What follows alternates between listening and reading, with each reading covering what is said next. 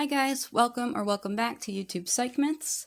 This video is just a spur of the moment, really not even edited video, and I just felt like posting it more for the audio. Real quick, I just want to say that this video might be a little confusing because I'm sarcastic. I speak through the voice of Shanann and also through Nickole's voice, and I flip-flop them. I didn't really edit, I just wanted to get this out for the audio. So if you don't like it, that's fine. I just wanted to post it. So here we go. Let's get into my reaction to the videos posted by J for Justice and Lana, whose name I totally screw up the entire time. Nickole Atkinson and her son recently did a live, and it seems like they might be addressing some of the things that people have been saying and talking about. They don't say it outright, but you guys watch this clip and tell me what you think. And people send us stuff all the time, and I actually consulted a lawyer just because I was curious as to if anything could be done, and they said unless they're threatening physical harm, nope, they can't. It's freedom of speech. So I'm going to assess my freedom of speech. Yeah, most people, like I literally believe, most people that have issues or are angry or are having anger towards others, they're dealing with their inner self, and they have to figure out what's going on with them before they can actually address what's going on with others. Obvious points that Lana and Jay will not address or address and brush under the rug. Nickole Atkinson sleeping over Shanann's house the night of the murders. Now, if we didn't have actual facts and references to go by, I'd think, hey, maybe that night Nickole wanted to stay over, and so she slept over her friend's house. Oh, they have an extra bed downstairs? Okay, I guess maybe that's why she would sleep downstairs. She went through the window? No. I'm not sure I ever see that happening, but anyway, we'll get into that. Point number one. My favorite point. If we actually consider that Nickole did sleep downstairs, let's just think about a few things. So, we would have to believe that Nickole Atkinson was sleeping in the garage as Chris Watts loaded dead bodies into his car in the garage.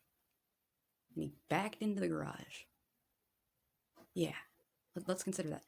So he couldn't have seen her, and she couldn't have seen him. And she didn't hear him either. So I've tried to bring this up multiple times, and Lana finally glazed over it, and she basically just said, it's a big basement. Yeah, I'm not kidding. Like, she literally is trying to say, well, it's a really big basement. I mean, that's all the way around the corner. So she's basically wanting us to believe that Nickole Atkinson could have been sleeping in the basement while Chris, who worked out downstairs every single day except that day because he was busy murdering and had been sleeping downstairs. Yeah, she slept in that bed and she didn't hear a thing. And he didn't see a thing because it's so far away.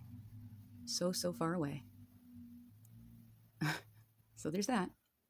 And then we'd have to consider that this would have to be a covert operation. Not only would Shanann have had to say, oh, do you mind coming through the window? So Chris doesn't know? No. I might be able to believe that, but I really wouldn't be leaning towards that ever. If you wanted your friend to sneak in, you would just sneak her in quietly. Anyway, but let me give her that one, sure, fine. let's say maybe, oh, I don't want Chris to hear. Do you mind just like, I'll open the window for you. You can come down that window. Okay. But also, you're going to have to drop me off, pull away, make it look like you've driven home, and you're going to have to be in eyesight of the neighbor's camera that we don't know we're going to watch. Because you never could have foreseen murders. Not only that, but prior to the crime occurring, you had the foresight to know that you needed to begin skewing your data and lying about driving yourself home from the airport, which is key because you wouldn't be able to sleep over without leaving your car at the house. And prior to the crime occurring, you knew that all of this would be looked at, that your 360 Life app, you would be tracked, your son would be tracked, and you needed him in on this. Nobody would suspect a teenager, but stage it for Nate's camera. Make sure that you drive away, make it look like you're driving away. Make sure he doesn't see you coming in the house. You gotta go around into the window. Moving on. So I, Nickole Atkinson, according to Lana, have slept over Shanann's house. And according to Lana, that could be for a number of reasons. It could be because Shanann was in a state of mind and I was concerned. It could be because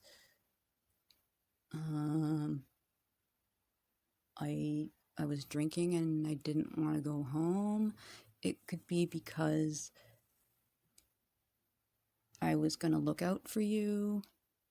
It could be because I have to take you to the doctor's appointment in the morning. It could be a number of things. Problem is, any of those reasons that I would have stayed over didn't end up doing anything. So if I was staying over for those purposes, I missed everything that went on at night. I wasn't looking over Shanann, watching out for her, because I was so worried about her state of mind and what she might do. Nope, I was sleeping. I didn't hear a thing. I didn't hear the murders going on. I was sleeping and I didn't hear the bodies being dragged. I would have just gotten up with you and gone to the doctors. But that didn't happen because I wasn't your ride.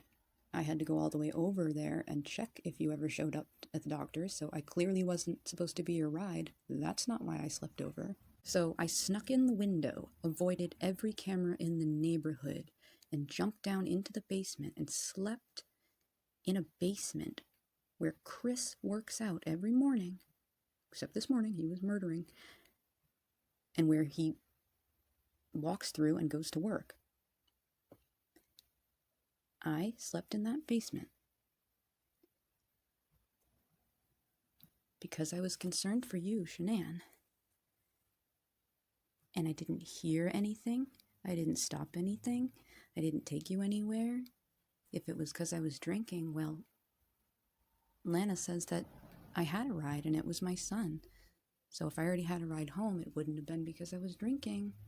So this entire covert operation is all for nothing because I end up sleeping through a murder, dragging dead bodies, and the murderer loading my best friend up into his truck in the same room as me, with headlights on and doors opening and closing. I didn't hear anything. I didn't see anything. I didn't help with anything. How did that work out? Not very well, considering you were murdered. If I slept over your house, I wouldn't have to doctor all my information, my 360 Life app. I wouldn't have to incriminate Chris by saying that he opened the car door before he went in the house. I could have said I saw it all. Since I am just the most manipulative liar on earth, and I will lie just to say I didn't touch your phone. Well, if I was sleeping at your house, I would have just loved to say that I saw Chris drag those bodies out. I would have loved to say I was too scared. He didn't see me, but I was sleeping in the bed. But no, rather than make that up, I just wanted to just make up that, he was running late and that I called him when really he called me. And, I don't want to incriminate the man, even though, as Lana knows, I am trying to incriminate him because I suspect him, and I'm right. But you know what the most incriminating thing would be for this big liar who is so deceitful, who has lied to authorities and manipulated all this data just to avoid saying, I walked in, I was afraid, or to avoid saying, I slept over, I was afraid. According to Lana, whatever, Nickole Atkinson is trying to incriminate Chris Watts. Everything that she's done, basically, changes the narrative, and she's lied so much. Well, you know what? Maybe the most incriminating thing that a supposed liar could say? Do you want to know what the most incriminating thing that this person could say? Since, they're just incriminating Chris and lying and manipulating everything. This master manipulator, or just a liar, whatever you please, who slept at the Watts house in the basement where Chris Watts loaded the bodies into his truck. This liar, who you have placed, Lana, at the Watts house through digital forensics, according to you, the most incriminating thing that Nickole Atkinson could say is, I saw him loading the bodies into his truck. Wouldn't you think?